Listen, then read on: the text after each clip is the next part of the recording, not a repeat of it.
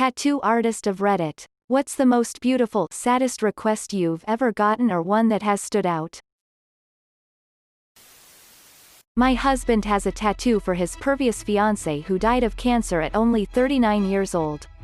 It's a woman going up a staircase and a clock at the time she died. I always thought it was a really sad, but touching memorial. A woman came straight from her father's funeral with his final will and testament and had me put his signature on her arm. She could hardly make out the words and we both cried the entire time. It was such a deep experience I couldn't charge her. My tattoo artist once tattooed a sunflower on a man who lost his daughter from suicide. Apparently she was in a mentally abusive relationship. The ex drove her mad, spiraling into depression, and eventually she committed suicide. The last note she wrote about being sorry as she would definitely disappoint her dad. They were close. During the relationship, however, the father was working abroad. The sunflower on his side symbolizes the daughter will always be with him as he was one of the primary source for her happiness. You know how sunflowers always grow facing the sun? Yeah, that. A heartbreaking tale of a man wishing he could have done more.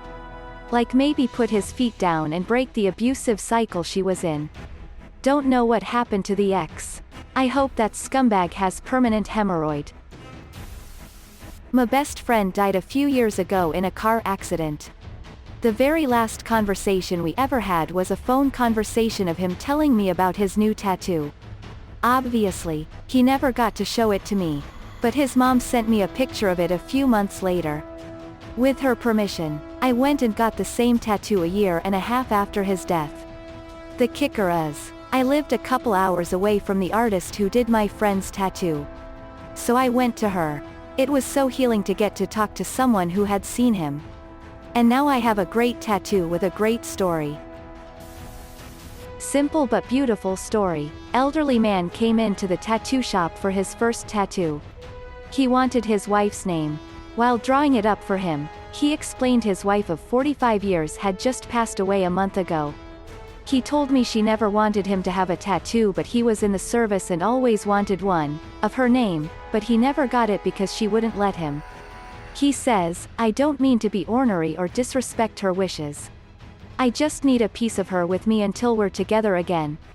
Edit. Wow, was tattooing and didn't expect this simple comment to blow up. Thank you, kind Redditors, y'all have made my heart happy today. Special thanks for the award. I'm answering for my brother. He's a talented tattoo artist with his own shop in Colorado. When my first child was born at 23 weeks super preemie. He was 13. He drew a gorgeous name tag for her incubator in the NICU based on her name, Emily Rose. She passed away from pneumonia when she was 3 years old. Years later my brother have me a tattoo of a reimagining of that name sign. All freehand and it is gorgeous. His art welcomed his niece into the world and his art celebrated her life when she left it. I managed a tattoo shop and we were about to close when a group of 6 well-dressed people came in. I asked if they came from a wedding. Complete opposite. They were coming from a funeral. All of them got a paper plane tattoo. Most people this was their first tattoo. They kept getting calls and 8 more people came, totaling almost 16 people getting tatted plus guests hanging out. I had to ask artists to work overtime and stay back, but they all wanted to help this family and group of friends go through this tough time. For privacy I won't mention how the person they were paying tribute passed, but the reason they got paper planes is because she looked exactly like apparently, and paper planes was their inside joke with her. We let them take over the music for the shop and blast that song as loud as possible, and to see sad broken people smiling and dancing and celebrating this person's life touched me. Edit. Wow, the response has been unbelievable.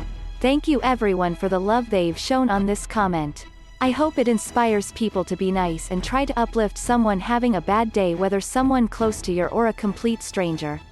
You really have no idea how much of an impact you can make on a person's day. Not a tattoo artist, I have 2 floral and wildlife themed sleeves that cover 10 years of self-harm scars. Many artists refused to tattoo over my scars, and then I met Wolfgang, the nicest. Coolest artist around. He does beautiful work and I now get compliments on my arms instead of stares or awkward questions. I never wore short sleeves in front of anyone before I got my first piece done. His work has given me a confidence that I wouldn't have had otherwise. Tattoos are cool. And Wolfgang is brilliant. I tattooed a pig and rooster on a young couple's feet. He got the rooster. She got the pig. Traditionally, sailors would get these designs tattooed as a superstitious way to keep from drowning. A few months later, he contacted me to let me know that a while after they got the tattoos, they broke up. She then took her own life. He came back to me to get the pig tattooed on his other foot to match. It was a heavy day. For sure. Not an artist, but I work the front desk dealing with clients and scheduling appointments. Last year we had a woman call in requesting to get the tattoo, Daddy's Property, on her stomach just above her pubic area. We quoted her a randomly high price, thinking she'd pass, but she didn't. She paid her deposit and showed up a few days later for her appointment. We get her signed in and send her off with her artist. About 20 minutes later, she comes down with tears in her eyes, thanks us for our time and says she'll call us back to schedule another appointment.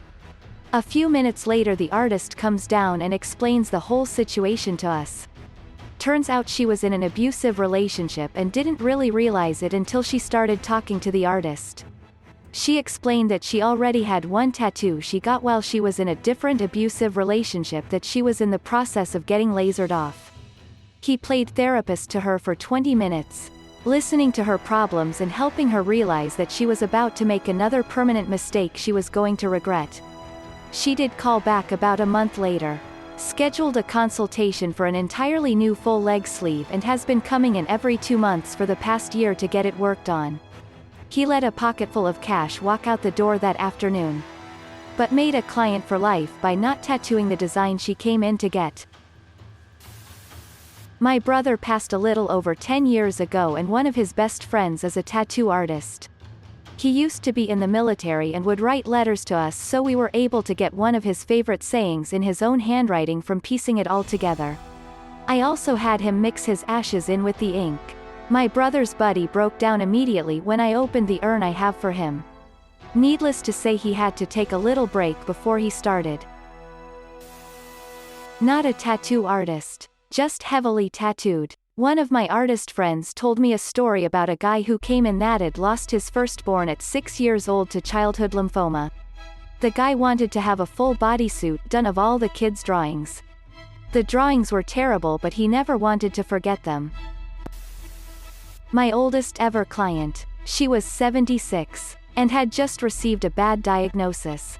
So had come in with her son to cross off, get a tattoo, from her bucket list. She wanted a blue dragonfly on her collarbone, but couldn't stand upright and steady for long. So, with the help of her son, I had to lay her down on the bed to apply the stencil. Wherever possible you should always apply a stencil with a client standing naturally, so that the design isn't distorted when gravity shifts their body. She laughed hysterically when she stood up to check the stencil placement and it shifted from her shoulder and disappeared into her cleavage. We had a great time during the tattoo.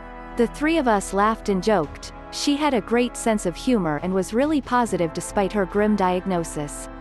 2.5 years later, she returned to the tattoo shop. Now 78, far less energetic this time. She asked me to add her son's name beneath the blue dragonfly. He had suddenly fallen sick and passed away before her. Sadly, I'm yet another non-tattoo artist. But one of my favorite coworkers had medical problems as a young child and ended up adopting a cat sharing the same problems. I don't remember the name. Sorry, but it was heart-related. The cat grew up with her and died about 2 years ago. So she got a cat chasing a bell, their favorite toy, with a heart to the side saying, "You can't stop me." It made me very sad. And it was a very pretty tattoo. My tattoo artist got asked to tattoo a kid, 11 years old, that has maybe 3 months left to live to tattoo the Superman logo on his chest. He had to refuse because he is no medical tattooist. But he told them to paint his chest every time he comes here for free. He is such a cool guy. He was invited to his funeral and tattooed some fake skin, don't know what he meant with that, and they put this in his casket. Awesome but very sad. Not an artist. Got my first tattoo. A simple heart on my wrist. Missed a couple dozen calls from my mom during the session. My dad had a heart attack and passed away. That tattoo took on a whole new meaning. A young woman came in wanting a belly button tattoo. When I asked what she wanted in her belly button, she said, "I don't have a belly button. I want you to tattoo one on me." She was born with malfunctioning organs, and as a newborn the doctors had cut her open from sternum to tailbone in order to remove said organs and then stitched her back up, leaving 2 small holes in her side for waste. She was perfectly sealed up apart from those 2 holes. After I had tattooed a dainty little gray and pink navel, she got up to have a look. Tears welled in her eyes and then she did a little dance as she squeaked. I've never felt closer to my mother. The shop got a little dustier that day. That was just about the best feeling I've ever had after completing a tattoo. Did you make her an innie or an outie? I have a tattoo of a question mark behind my ear. My friend Ba had the same tattoo when I met her and I used to think it was so cool. I was 16 at the time when she committed suicide. It was the first death I had experienced. Hers was the first funeral I ever went to. The effect it had on me is something that I still remember 7 years later. Last year I got the same tattoo in the same place in memory of her. My most sentimental tattoo and also one of my favorites. Rest in peace, Ba. You had more of an effect on this world than you could ever know. Thanks for watching. If you liked the video, give it a thumbs up. Don't forget to subscribe, and hit the notification button. See you next time.